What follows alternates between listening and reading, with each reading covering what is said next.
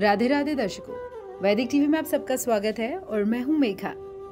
आज हम आपको बताएंगे कब और कैसे डूबी भगवान श्री कृष्ण की नगरी द्वारिका। श्री कृष्ण की नगरी द्वारिका महाभारत के युद्ध के 36 साल बाद समुद्र में डूब जाती है। द्वारिका के समुद्र में डूबने से पहले श्री कृष्ण सहित सारे यदुवंशी भी मारे जाते हैं। समस्त यदुवंशियों के मारे जाने और द्वारिका के समुद्र में विलीन होने के पीछे मुख्य रूप से दो घटनाएं जिम्मेदार हैं। एक माता गांधारी का श्री कृष्ण को दिया हुआ श्राप और दूसरा ऋषियों द्वारा श्री कृष्ण के पुत्र सांब को दिया गया श्राप। चलिए आपको दोनों श्राप के बारे में बताते हैं। गांधारी ने दिया था यदुवंश के नाश का श्राप। महाभारत युद्ध की समाप्ति के बाद जब युधिष्ठिर का राज्य तिलक हो रहा था, तब कौरवों की माता गांधारी ने महाभारत युद्ध के लिए श्री कृष्ण को दोषी ठहराते हुए उन्हें श्राप दिया कि जिस प्रकार कौरवों का वंश नाश हुआ था, ठीक उसी प्रकार यदुवंश का भी नाश होगा। श्री कृष्ण के वंश का नाम यदुवंश था। दूसरी कहानी, ऋषियों ने दिया सांब को श्राप। महाभारत युद्ध के बाद जब 36वां साल आरंभ हुआ तो तरह तरह के अपशकुन होने लगे। एक दिन महर्षि विश्वामित्र, कर्ण, देवर्षि नारद ये सभी द्वारिका आए।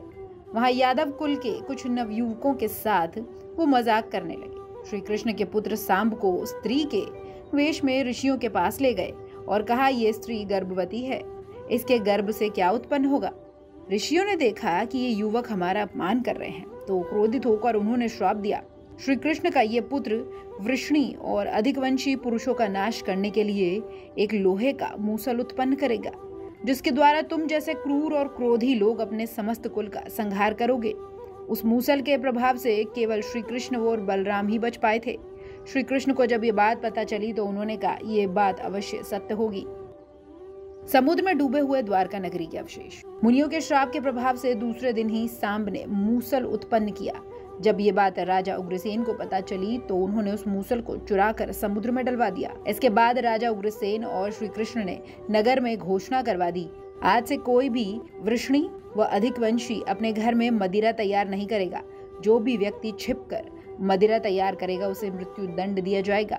घोषणा सुनकर द्वारका वासियों ने मदिरा नहीं बनाने का निश्चय किया। इसके बाद द्वारका में भयंकर अपशकुन होने लगे। प्रतिदिन आंधी चलने लगी।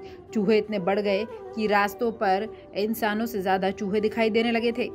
वे रात में सोए हुए मनुष्यों के बाल नाखून को तरकर खा जाते थे। सारस उल्लू की और बकरे गीदड़ की आवाज निकालने लगे। गाय, गधे, कुतिया, बिल्ली और नेवलियों को पैदा करने लगी। अंधक वंशियों के हाथों मारे गए थे प्रद्युम्न। जब श्री कृष्ण ने नगर में होते इन अपशकुन को देखा तो उन्होंने सोचा कि कौरवों की माता गांधारी का श्राप सच होने का समय आ गया है। इन अपशकुन को देखकर तथा पक्ष के 13वें दिन अमावस्या का संयोग जानकर श्री कृष्ण काल की अवस्था पर विचार करने लगे। उन्होंने देखा कि इस समय वैसा ही योग बन रहा है जैसा महाभारत के युद्ध के समय बना था। गांधारी के श्राप को सत्य करने के उद्देश्य से श्री कृष्ण ने यदुवंशियों को तीर्थ यात्रा करने की आज्ञा दी। श्री कृष्ण की आज्ञा से सभी यदुवंशी समुद्र तट पर प्रभास तीर्थ आकर निवास करने लगे।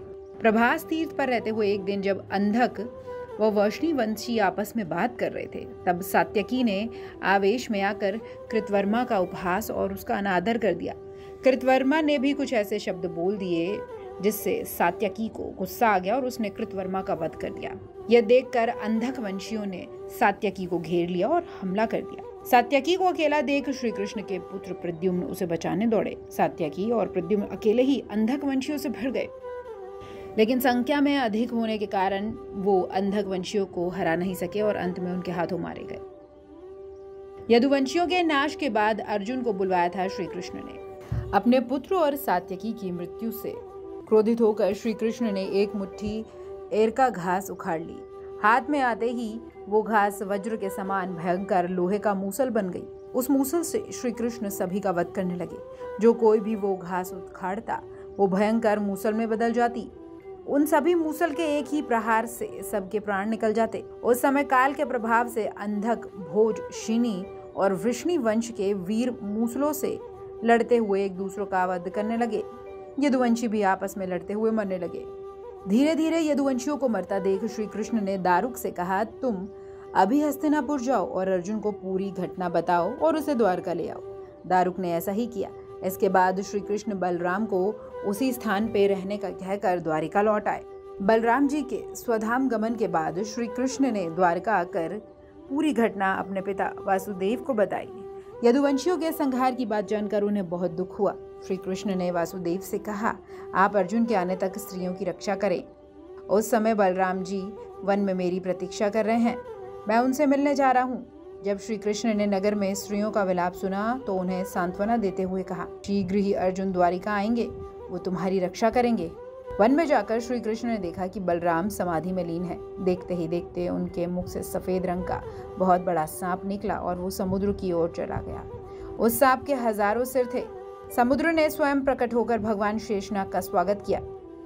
बलराम जी के देह त्याग के बाद श्री कृष्ण उस सूने वन में विचार करते हुए घूमने लगे। घूमते घूमते वो एक जगह पर बैठ गए और गांधारी द्वारा दिए श्राप के बारे में सोचने लगे।